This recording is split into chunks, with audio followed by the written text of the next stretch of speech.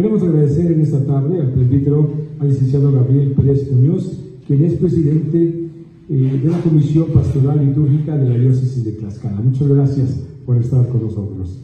Al presbítero licenciado Juan Carlos Tiveros Rodríguez, responsable de la Dimensión de Piedad Popular. Muchas gracias, padre, también un gusto volverlo a recibir dentro de este festival. Al presbítero licenciado Óscar Sánchez Carreño, coordinador de la Pastoral Vocacional, muchas gracias igual por su presencia. Y es un grato honor y gusto recibir en esta tarde al presbítero licenciado Manuel Zamora García, quien es rector de la Rectoría de San Nicolás de Tolentino, Tlaxcala, aquí nuestro vecino muy cerquitita y que bueno, pues ampliamente conocido por la diócesis de Tlaxcala, que siempre es un grato honor estar para sus pláticas. Muchas gracias y pues a todo el presidio nuevamente muchísimas gracias y vamos a dar inicio. Gracias a los medios de comunicación que nos acompañan para dar inicio a este primer festival de Fiesta de Todos Santos. Gracias a cada uno de ustedes. La diócesis de Tlaxcala, a través de la Comisión Diocesana para la Pastoral Litúrgica en su dimensión de piedad popular, agradece la invitación que el Honorable Ayuntamiento de Tlaxcala le ha hecho para participar con esta conferencia en el marco de la solemnidad de todos los santos y en la conmemoración de todos los fieles difuntos. Nuestra ponencia constará de 3 temas.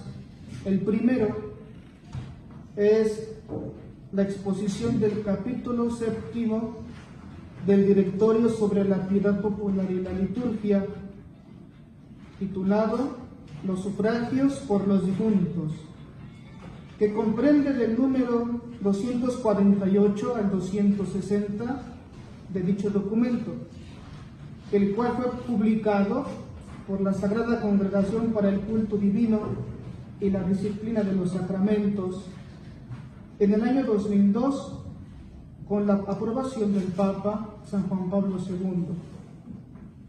El segundo tema es la muerte en la reflexión escatológica cristiana. La muerte en la reflexión escatológica cristiana. Y por último, los fieles difuntos en la piedad popular del pueblo de Dios que peregrina en Tlaxcala. Bien, ¿qué es la piedad popular?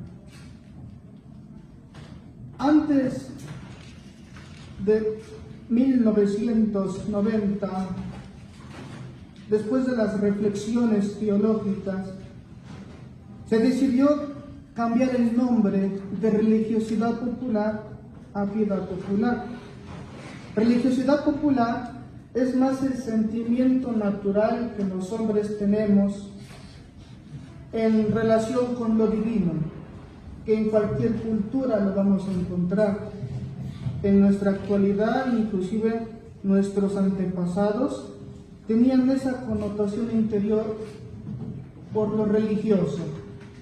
Nuestros prehispánicos tenían esa relación con sus mitos, con sus leyendas en torno a sus deidades, y de la misma manera las otras culturas en el mundo tenían ese sentimiento religioso que conllevaba el nombre de religiosidad popular.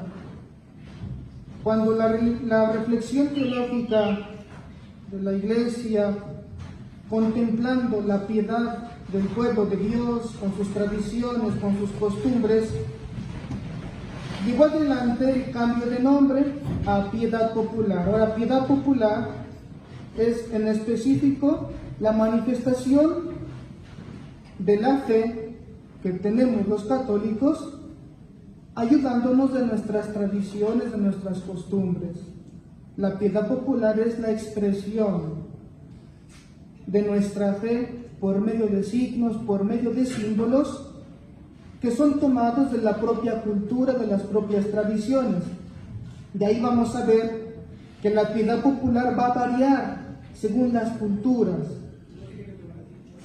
En todo el pueblo cristiano, en todo el mundo, nosotros creemos en la inmortalidad del alma. Nosotros creemos en que nuestros difuntos realmente viven. Pero en el caso de nuestro país, en el caso de México, esta fe, este artículo de fe, nosotros lo expresamos ayudándonos de nuestra propia cultura, de nuestras propias tradiciones. Y eso es lo que llamamos piedad popular. Es la expresión, la manifestación de nuestra fe por medio de nuestras tradiciones y por medio de nuestras costumbres natas en nuestra cultura, en nuestra sociedad. De ahí vamos a conocer que tenemos las ofrendas, tenemos poemas, tenemos cantos, tenemos ritos, tenemos oraciones, tenemos la visita a los cementerios, el enflorar, toda esta gama de ritos y de tradiciones que no son otra cosa sino manifestación de lo que el pueblo cree y que en el fondo en todo el mundo cristiano se profesa.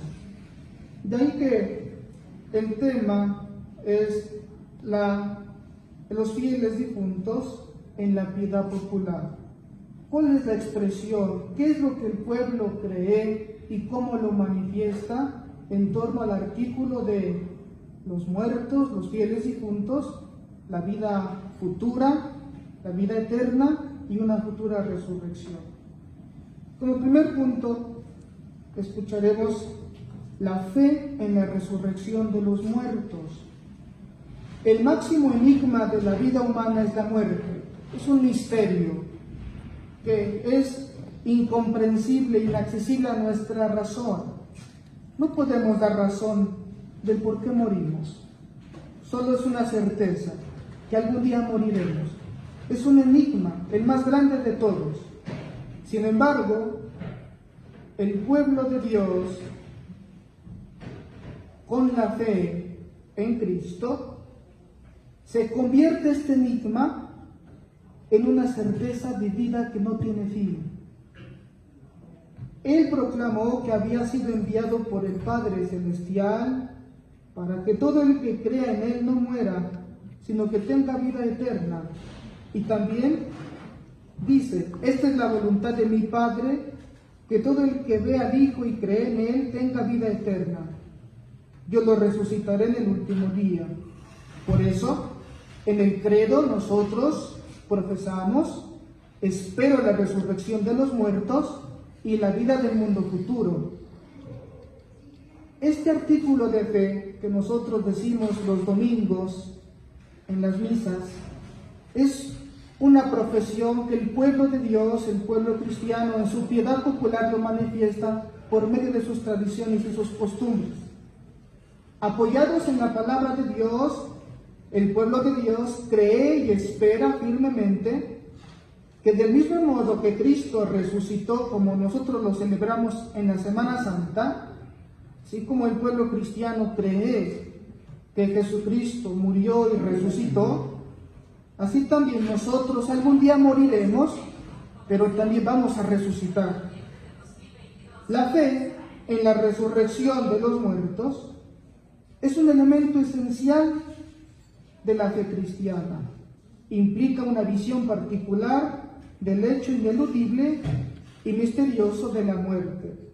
La muerte es el final de la etapa terrena de la vida, no de nuestro ser, sino de la vida terrenal. Nuestro ser subsiste porque nosotros creemos que nuestra esencia, nuestro ser, siempre existirá. Nuestra alma es inmortal. Nuestras vidas están medidas por el tiempo, en el curso del cual cambiamos, envejecemos, y como en todos los seres vivos de la tierra, al final aparecerá la muerte, que es la terminación normal de nuestra vida terrena.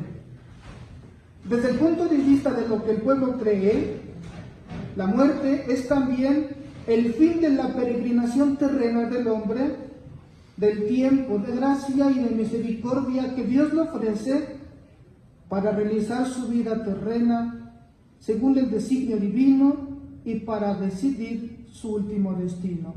Es decir, el tiempo en el que estamos en el mundo es para vivir bien. Y ese vivir bien se va a ir construyendo mediante la virtud del amor. Nosotros creemos que el hombre viene a este mundo solamente a amar. Esa es la tarea principal y la misión de los hombres, amar, construir nuestra vida en el amor. Si por una parte la muerte corporal es algo natural, por otra se presenta como un castigo de pecado. Eso ya nos lo anuncian los apóstoles y los primeros cristianos que, acogiendo el Evangelio de Jesús, comprendieron que el pecado trajo a la muerte. El magisterio de la Iglesia, que es la enseñanza de todo el cúmulo de escritos y de reflexiones de los primeros papas, de los primeros obispos hasta la actualidad, interpretan auténticamente las afirmaciones de la Sagrada Escritura, donde se nos enseña que la muerte ha entrado por el pecado. También Jesús, Hijo de Dios, nacido de mujer, ha padecido la muerte, como nosotros. A pesar de su angustia ante la misma muerte, la asumió en un acto de sometimiento total y libre a la voluntad del Padre. La obediencia de Jesús transformó esa maldición que nació del pecado en una bendición, porque la muerte para los cristianos no significa ya una condena, sino es el encuentro con Cristo, donde vas a recibir un juicio y en donde depende tu vida en el mundo, vas a poder acceder a ese reino predicado por Cristo que nosotros creemos. La muerte es el paso de la plenitud de la vida verdadera, por lo que el pueblo de Dios, invirtiendo la lógica y las expectativas de este mundo, llama dies natalis, es decir, el día del nacimiento para el cielo, donde no habrá más muerte, ni luto, ni llanto, ni preocupaciones, porque las cosas de antes han pasado. Es la prolongación en un modo nuevo del acontecimiento de vida, porque como dice la liturgia cristiana, la vida de los que en ti creemos, Señor, no termina, con la muerte se transforma, y el deshacerse nuestra morada terrenal, adquirimos una mansión eterna en el cielo. La muerte del cristiano es un acontecimiento de gracia que tiene en Cristo y por Cristo un valor y un significado positivo. Y ahí que se apoya en las enseñanzas de Jesucristo y de lo que el pueblo cree. Para vivir, para mí vivir es Cristo y morir es una ganancia. Es doctrina segura.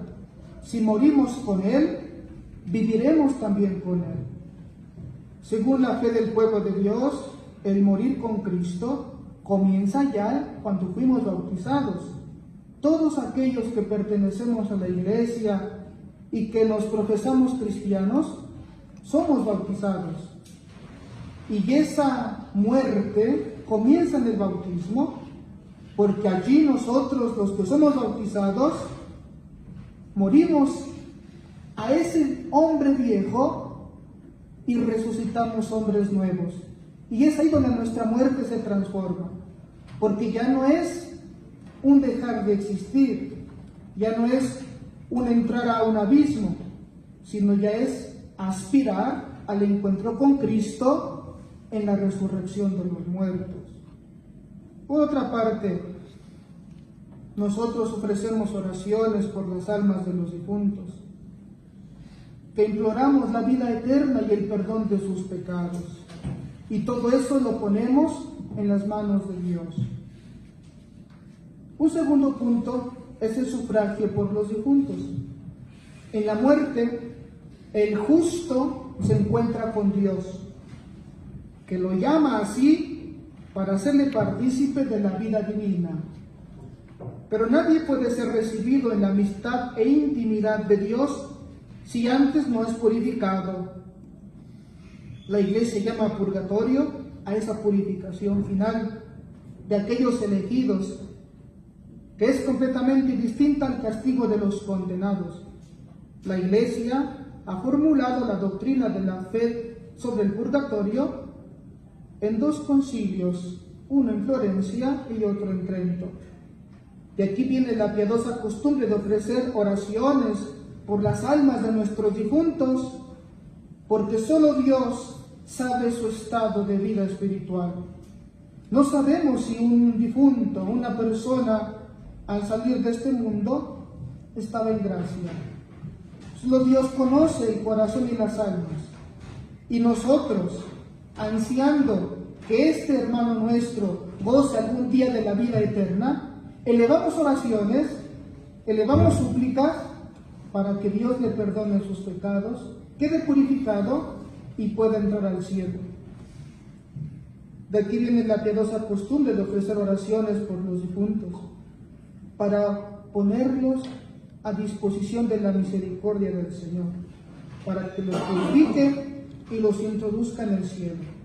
Los sufragios, que es el nombre que recibe toda la acción cúltica que ofrece el pueblo por sus difuntos, son una expresión de la fe en comunión con los santos. Así la iglesia que peregrina, la cual somos todos nosotros, desde los primeros tiempos del cristianismo tuvo perfecto conocimiento de esta comunión con nuestros difuntos. Nosotros tenemos esa comunión con los difuntos, con los santos.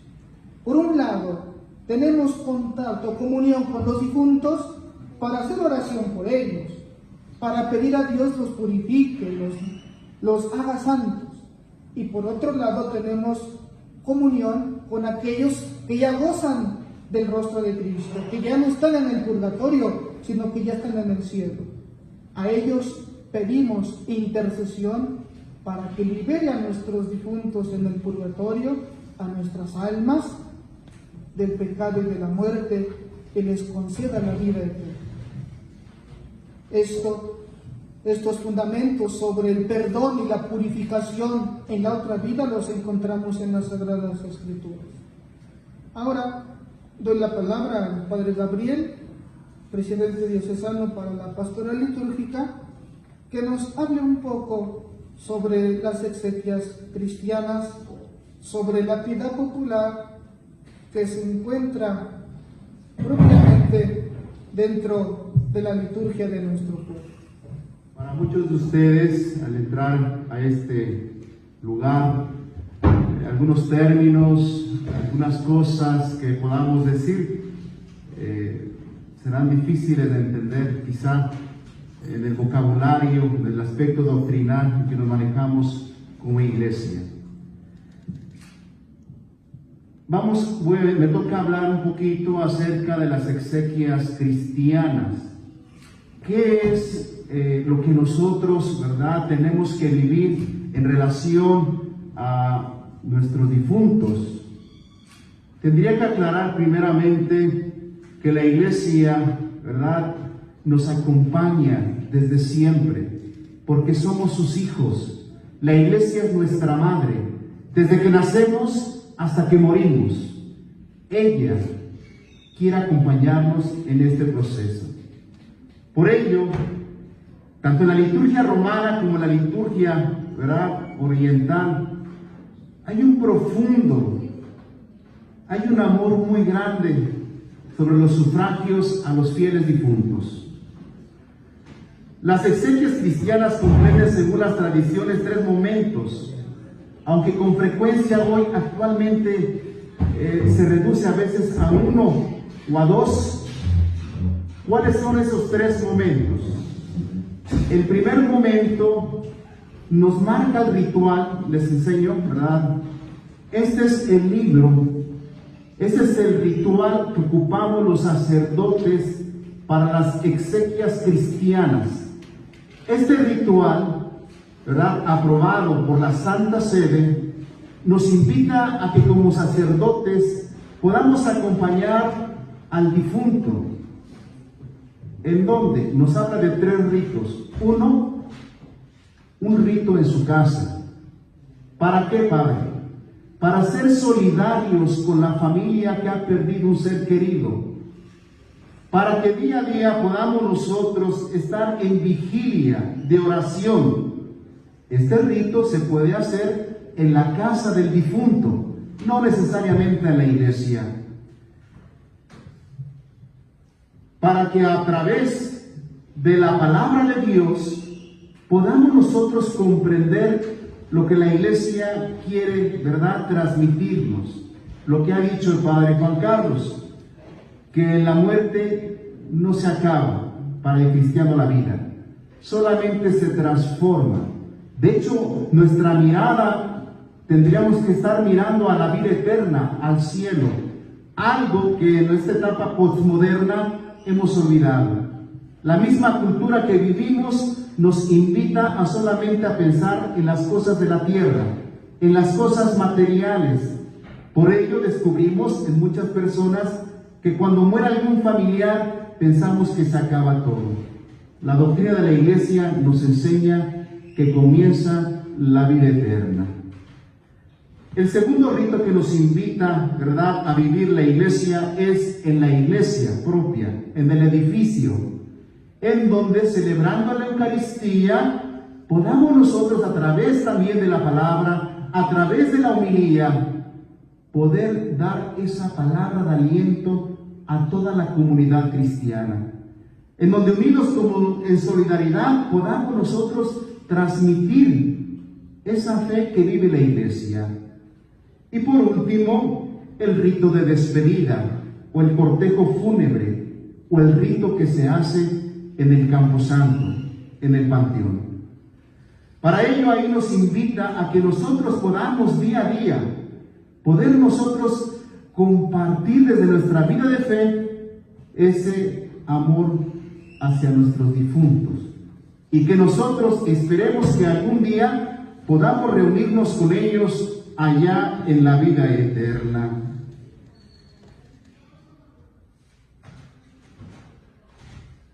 Algunos aspectos que tenemos además de estos tres ritos, otros sufragios. La iglesia ofrece el sacrificio eucarístico por los difuntos. Por eso en muchas de nuestras comunidades, sobre todo ahora en esta región, Tlaxcala, Santana, todos los pueblos, hay una gran, ¿verdad?, tradición en ellos, hay un gran amor hacia los fieles difuntos, y en muchas de nuestras comunidades piden en nuestras parroquias las celebraciones eucarísticas en favor de nuestros seres queridos que han muerto, en favor de nuestros difuntos. Dice el ritual, unos al día que murió, otros al tercer día, al séptimo día, al octavo día. ¿Por qué al octavo día? Porque hablamos de que la creación fue hecha en 7 días, y el octavo día es el encuentro con Dios. Y también algunos al año, la conmemoración de la muerte de nuestros seres queridos. Dice además, sin embargo, en nuestros días, por el cambio de las condiciones en torno de la vida, está en vigor la praxis de quemar al fiel difunto, lo que hemos pasado, ¿verdad?, a través de la pandemia, lo que vivieron muchas familias. Padre, tuvieron que cremar a mi familiar, ¿qué hacemos? Lo que nos pide el ritual, porque nosotros desde el bautismo, la vida eterna, ¿verdad?, somos coherederos de la vida eterna desde el bautismo, y por el bautismo recibimos esa gracia de ser templos del Espíritu Santo. Por tanto, nos dice el ritual, debemos tratar con mucho respeto el cuerpo del difunto. Y por eso nos dice, aunque algún familiar, y lo digo a las familias, aunque algún familiar haya sido cremado, se pide que las cenizas sean llevadas a un lugar santo, es decir, al panteón.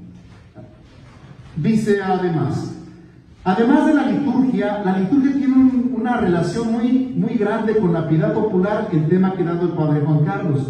No solamente está la celebración eucarística, están las novenas a nuestros fieles difuntos, que en muchas de nuestras comunidades, ¿verdad?, rezan los rosarios por la tarde, se reúnen como vecinos, como amigos, como familia, a orar por su fiel difunto, y a los 9 días llevar la cruz al panteón, al camposanto.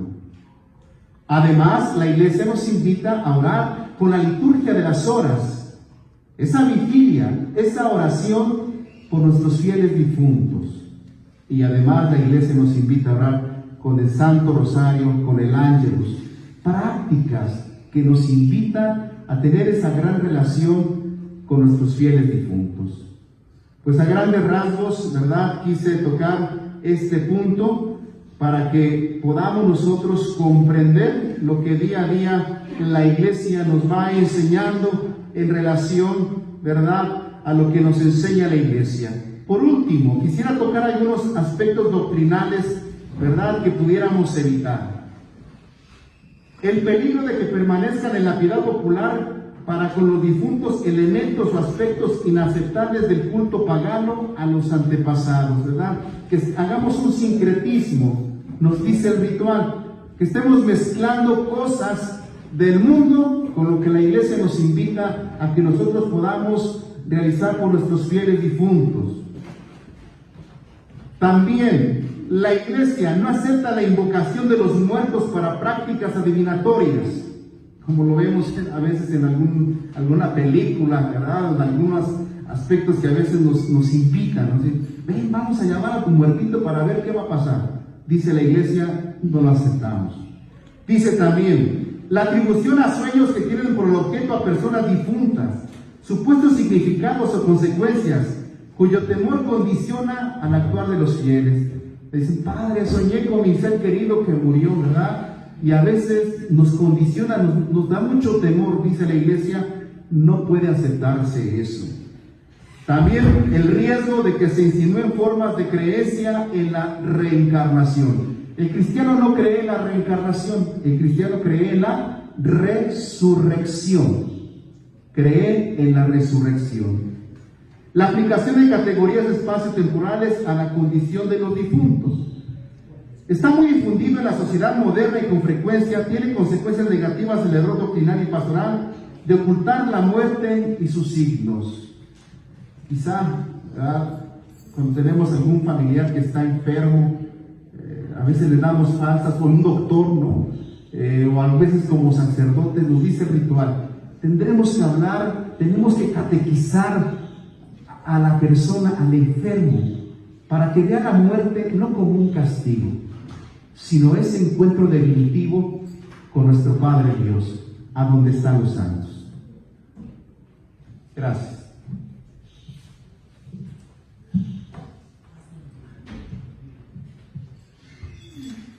Bien, yo voy a tocar el tema sobre lo que es la muerte en la reflexión escatológica cristiana. La palabra escatología viene del griego. Escatos significa lo último, y logía, que es el estudio de las cosas últimas. A veces nosotros pensaríamos de el fin del mundo, el fin nuestro, y es por eso que ya nos dice el libro del Coele. En el Antiguo Testamento tenemos un libro que se titula así, Coele o Eclesiastés. Este libro trata mucho la temática sobre la muerte. Es un libro judío, pero que también tiene un tinte filosófico. Y es porque para ese periodo en el que se escribe, en el siglo III a.C., el periodo en que los griegos, los ptolomeos, están dominando la tierra de Israel. Y por eso este libro se escribe en este periodo, donde hay muchas interrogantes acerca de el hombre, de su fin último, la muerte.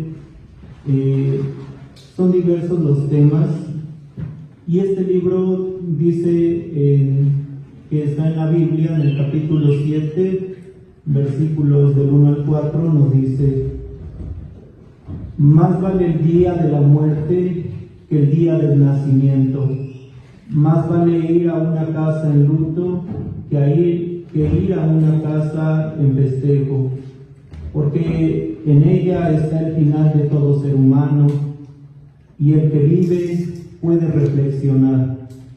El corazón de los sabios está en la casa de luto, mientras que el corazón de los necios está en una casa de despilfarre. Es decir, que entonces con esto Coelet nos invita a reflexionar en la muerte y también pues en el día de nuestra muerte. Con esto podemos ver como la muerte es algo misterioso que va más allá de nuestra inteligencia como seres humanos, porque nos sobrepasa. Y es por eso que la muerte, pues, ¿cómo la debemos de afrontar? Ni con, bueno, diríamos, pues, podemos, ¿verdad?, de un modo optimista o pesimista, pero al final de cuentas la muerte es una realidad que nos espera a todos, a unos antes, a otros después, pero al final, como ya lo mencionaban, es una certeza y que en cualquier momento llega. Es de ahí entonces que, como podemos ver, ya desde los primeros libros de la Biblia, el libro del Génesis, ya a partir de ese momento en el capítulo 2 nos dice, le dice Dios al hombre, del polvo vienes y al polvo regresarás. Esta misma expresión la utiliza el libro del Coelet, diciendo que el hombre viene del polvo y regresa al polvo. Y por eso dice el libro del Coelet, se hace esta pregunta, dice, el hombre al igual que la bestia muere. Dice, y al final el cuerpo queda acá.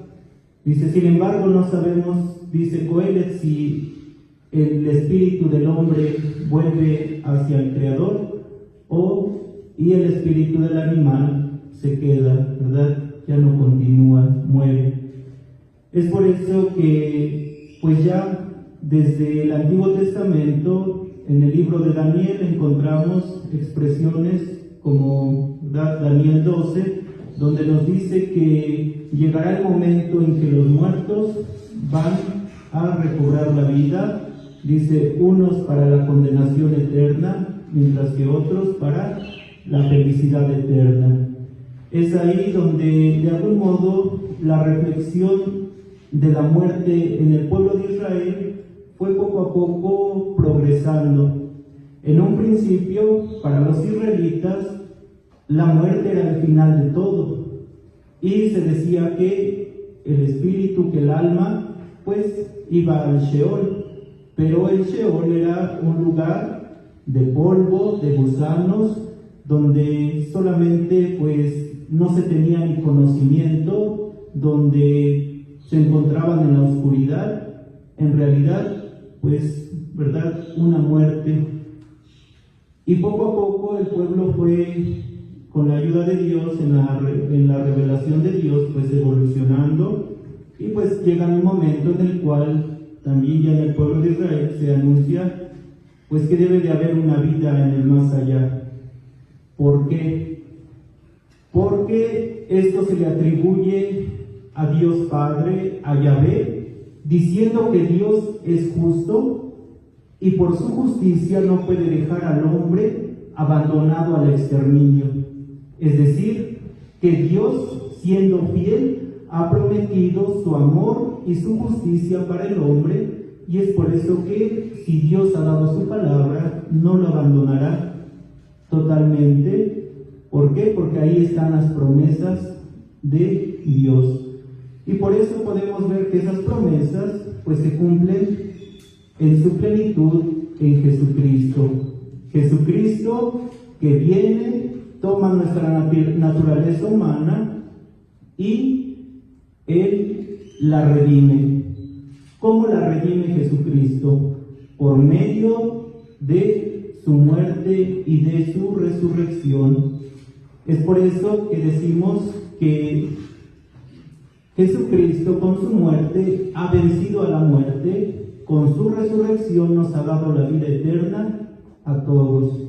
Es por eso que todo aquel que cree en Cristo y muere en Cristo en realidad no muere, porque continúa con vida. Y por eso, queridos hermanos, es que nosotros reflexionamos Y así como la muerte es un misterio, también se puede decir que el origen, incluso del mundo, que nuestro propio origen, también es un misterio. Ya lo dice también el libro del Coelet.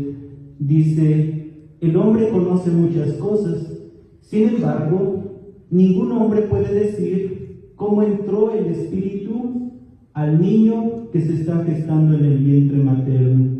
Es decir, de dónde viene el alma espiritual que se nos da. Hoy con la ciencia, la tecnología, pues podemos, ¿verdad?, ver que viene de nuestro cuerpo, se forma a partir de las células de nuestros padres.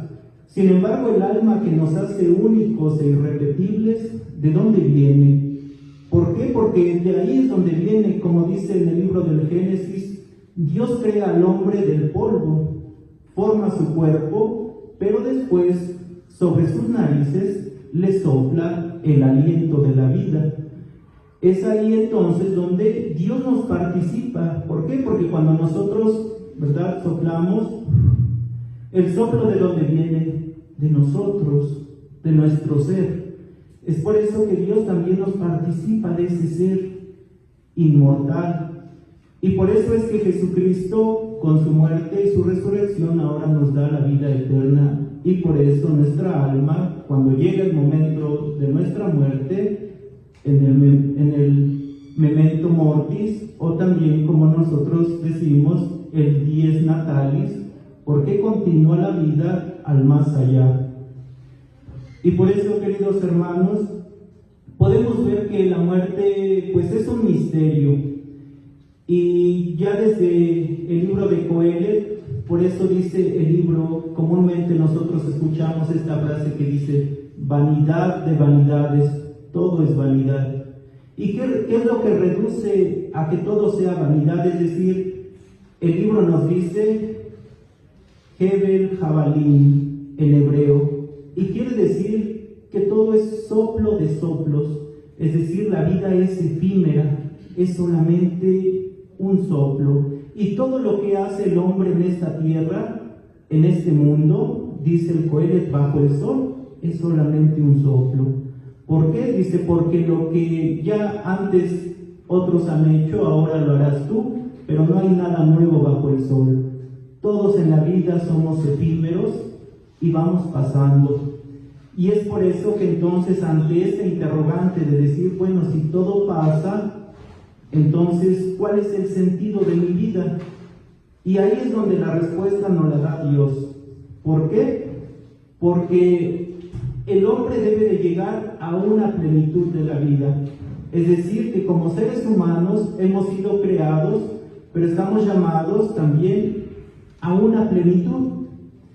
Por eso Jesucristo, cuando viene, dice que el reino de Dios ya está en medio de nosotros, ya se está dando como la semilla de mostaza que va creciendo sin que nadie sepa, ¿verdad?, a cada momento cómo va creciendo.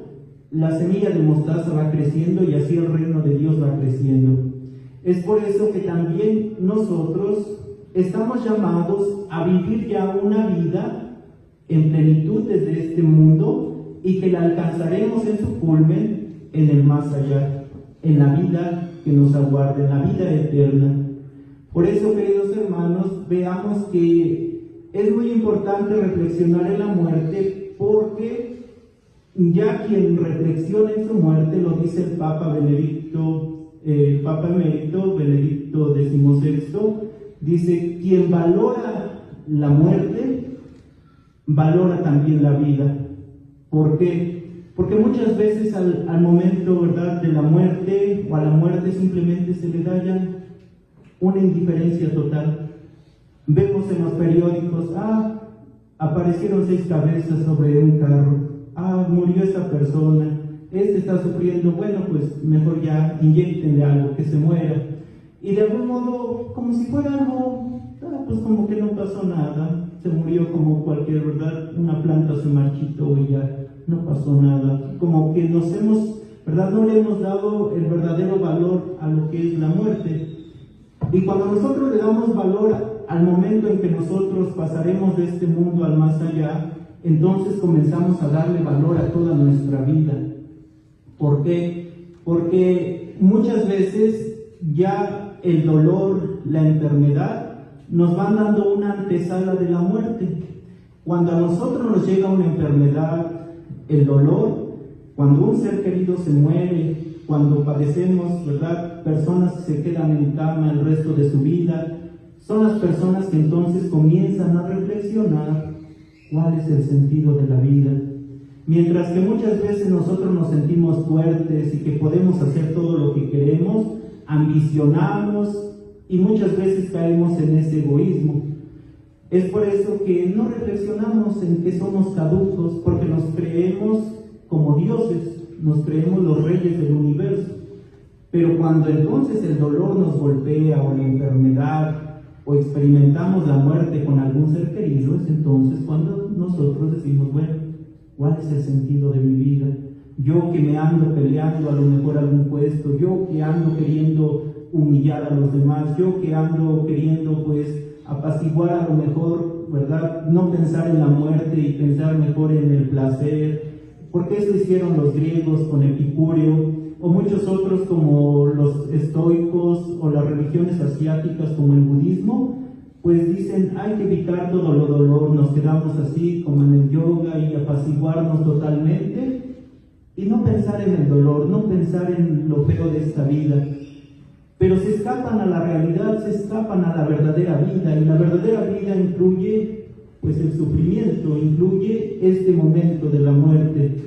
Es por eso que Jesucristo nos ha venido a enseñar que pues a través de la cruz, a través pues, de los momentos que nosotros los asumamos con esa serenidad, pero al mismo tiempo también con nuestro sentir humano, porque Jesucristo cuando muere, muere gritando en la cruz, haciendo ver su humanidad, haciendo ver que también se confía cuando dice, Padre, en tus manos encomiendo mi espíritu, se confía totalmente en su Padre, en Dios.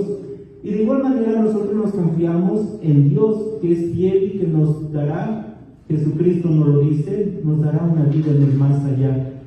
Y por eso, queridos hermanos, veamos que muchas veces, pues Dios nos ha creado para amar. Cuando el hombre ama, llega a su plenitud. Jesucristo cuando muere en la cruz nos muestra un amor total.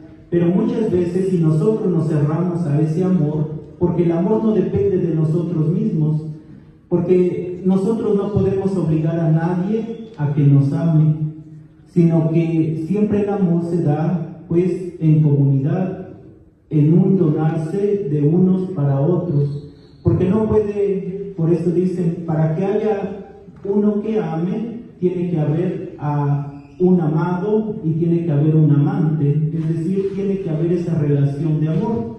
Por eso quien comienza a vivir en el amor, comienza ya a vivir una vida en plenitud. ¿Cómo se vive la vida en el amor? Queriendo el bien de los demás, poniéndose al servicio de los demás, amándolos y buscando que los demás tengan éxitos, que los demás triunfen en la vida, porque el hombre entonces de ese modo, ¿verdad?, crece y llega a la plenitud.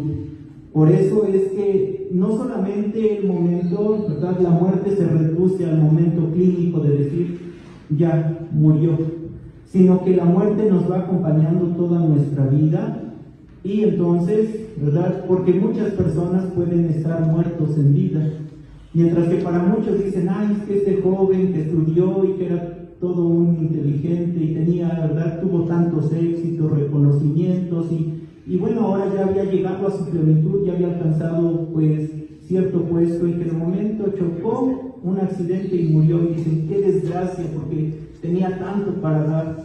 Pero también es cierto que una persona que a lo mejor ya está enferma dice, pues qué bueno que ya se murió. Entonces, por eso hay diferentes perspectivas ante la muerte.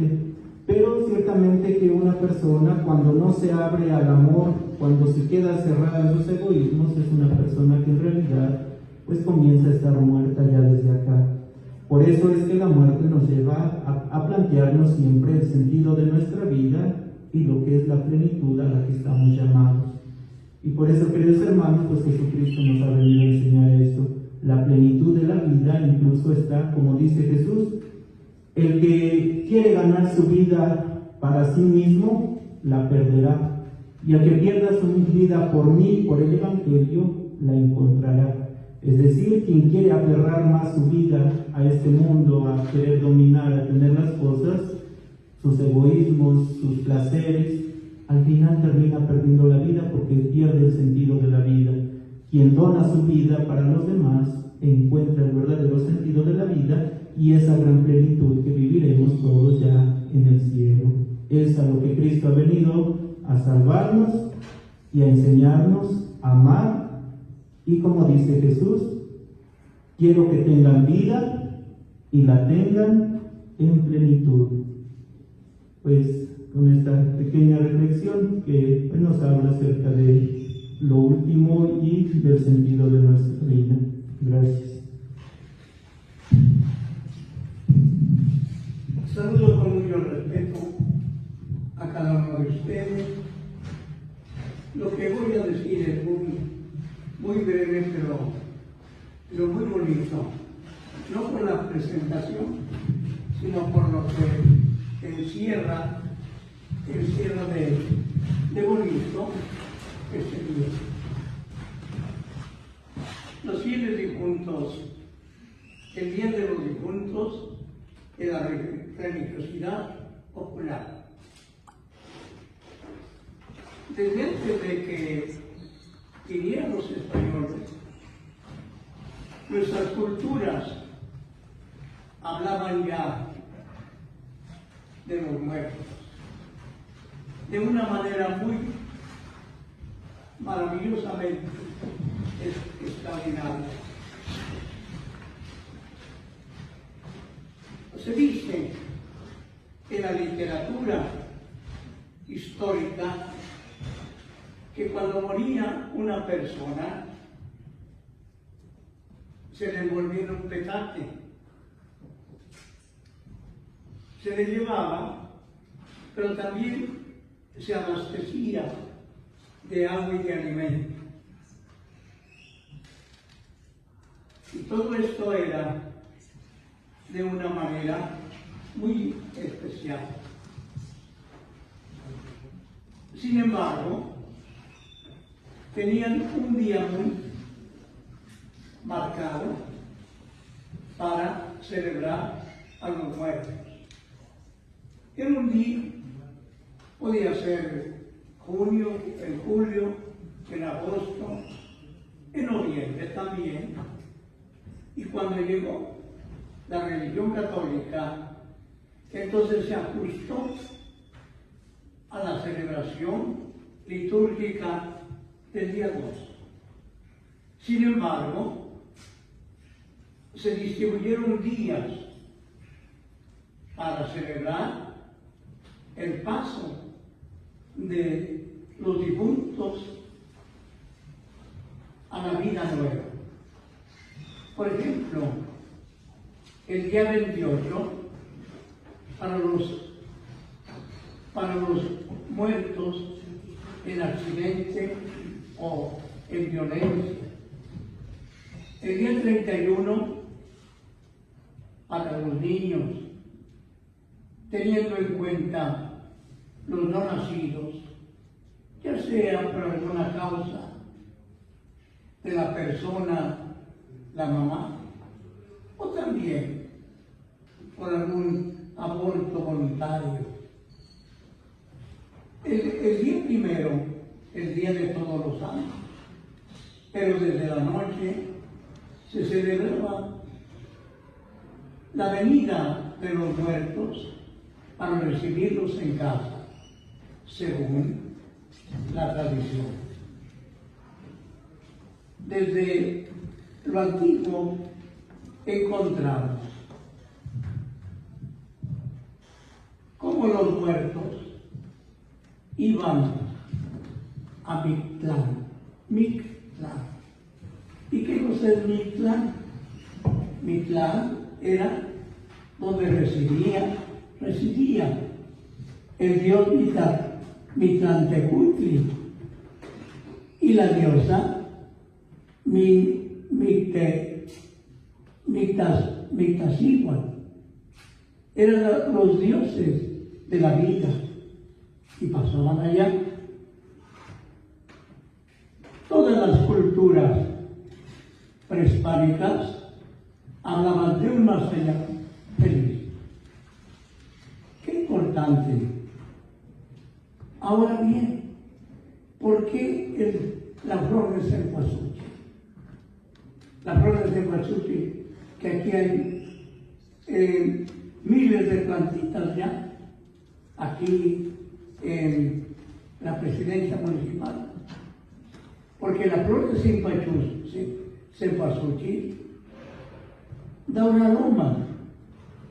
Y según los antiguos, ese aroma atraía a los muertos para la vida, para estar en Mictlán con los dioses Mictlatecutli y Mictlatzíhuatl. Ahí está. Luego, todo esto es prehispánico. El ponerle las ofrendas llega desde antes. No fue hace unos 20 años, 30, 50, 100. No, desde hace muchos años, desde el tiempo prehispánico, que ahora hay la invención en cada casa. Pero en cada casa generalmente hay la ofrenda de pan, de una calavera, de una calavera de azúcar, mole, alimento, agua, sal. Y si el difunto tomaba un refresco especial, se le pone la Coca-Cola, la Pepsi-Cola o algún otro.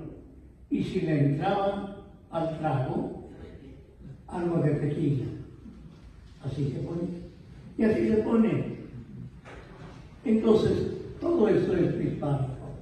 No es una invención de hace 100 años, no. Es desde hace muchísimos años. Pero ahora bien, viene la religión católica y especifica que el día 2 es la fiesta de los difuntos, el día 2. Y entonces, todavía en muchos lugares, desde las 8 de la noche, en algunos lugares, no aquí en la ciudad, en algunos lugares, están doblando las campanas cada cuarto de hora, cada media hora, para que las personas oren por los difuntos. Y bien, en estas hermosas culturas, siempre la muerte es principio de vida. Y como dice la liturgia, la muerte es el principio de la vida nueva, de la vida feliz, de la vida totalmente hermosa en el reino de Dios. Y para los antiguos, hermosa en un lugar específico, por ejemplo en Mictlán, pero también según los estados y según las culturas en otras partes, está muy especialmente. Y quiero terminar con algo que nosotros tenemos la costumbre del novenario. El novenario no es católico. La Iglesia no celebra el novenario de un difunto, lo celebramos nosotros. La Iglesia celebra el tercer día y el séptimo día. Y aquí están los liturgos, los que han estudiado liturgia. No se celebra el noveno día. El noveno día fue porque era el paso de 9 días para entrar a la felicidad, a la vida nueva, según los prehispánicos. Pues esto es, en resumen, lo que quisiera decir, que la ofrenda y es desde antes. La ofrenda y la flor de cempasúchil es por el olor que despide las flores y que llama a la vida a los muertos. Hay mucha literatura. Voy a citar solamente a dos. Los portentos de la vida de los muertos de 1792 por Joaquín Bolaños, un fraile franciscano. Joaquín Bolaños. Otro académico, Enrique Flores, también habla. Pero hay mucha literatura sobre este aspecto de las ofrendas. Pues muchas gracias, que Dios les bendiga y que pidamos por nuestros difuntos, porque la vida no termina aquí, la muerte es principio de una vida nueva.